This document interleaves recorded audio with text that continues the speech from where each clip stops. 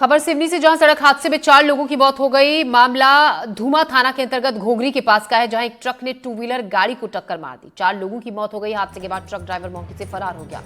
Police ने truck driver के खिलाफ मामला दर्ज कर लिया है। जांच पड़ताल में पुलिस जुटी हुई है।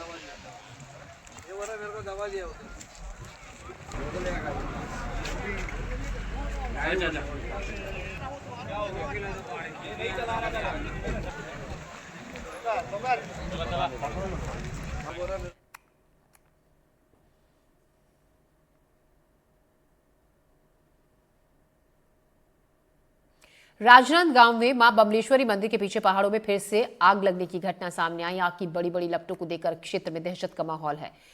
एक सप्ताह के भीतर मां बमलेश्वरी मंदिर पहाड़ पर आग लगने की ये दूसरी घटना है।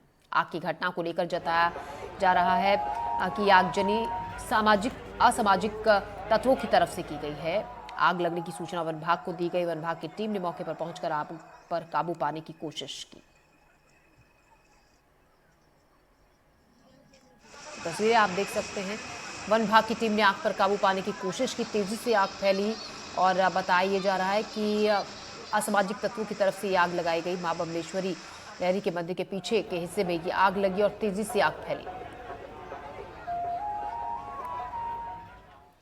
शहडोल शहर में किरण टॉकीज के पास स्थित एक प्राचीन बावली को पाटने और उससे लगी जमीन को फेंसिंग कर कब्जा करने के मामले में शहडोल के एसडीएम ने स्टे ऑर्डर जारी करने के लिए कहा है। मामला शहडोल शहर के वार्ड नंबर 32 का है, जहां किरण टॉकीज के पास एक प्राचीन जल स्रोत बावली और उससे लगी खाली जमीन है।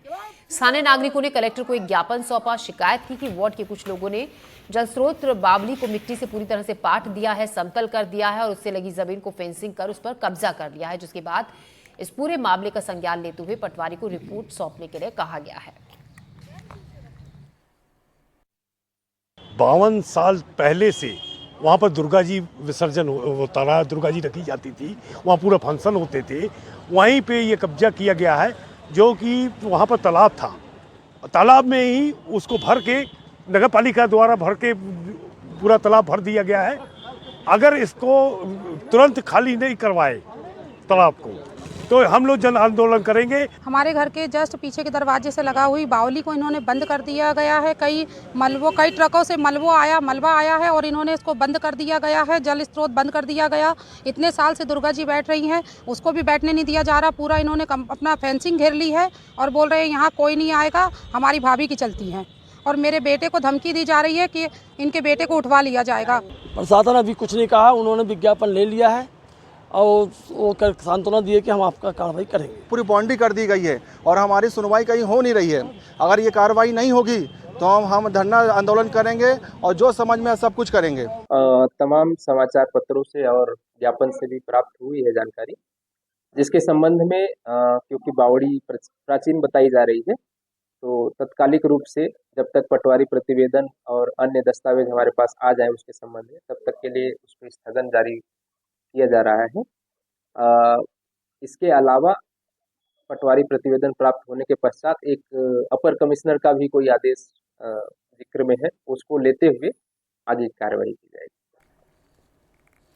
खबर खंडवा से, जहां महिला की कीटनाशक पीने का मामला सामने आया है। बताया जा रहा है कि पारिवारिक विवाद के चलते महिला ने थाना परिसर में कीटनाशक पिया। हालांकि मामले की जानकारी लगते ही पुलिस ने उसे तुरंत अस्पताल भी पहुंचा दिया, जहां इलाज के दौरान महिला की मौत हो गई। बताया जा रहा है कि मृतक महिला और उसकी बड़ी बहन का आपस में लंबे समय से पारिवारिक विवाद चल रहा था। इसी विवाद की शिकायत के लिए दोनों बहनें कोतवाली थाने में आई थी। यहाँ जब बड़ी बहन थाने में पहुंची तो पीछे से उसकी छोटी बहन भी थाने आ गई। इस दौरान वो साथ में कीटनाशक लेकर आ गई। इसके बाद बड़ी बहन पर दबाव बनाने के लिए छोटी बहन ने थाना परिसर के मैदान में ही जहर खा लिया। फिलहाल पुलिस ने मामला दर्ज कर जांच शुरू कर दी है।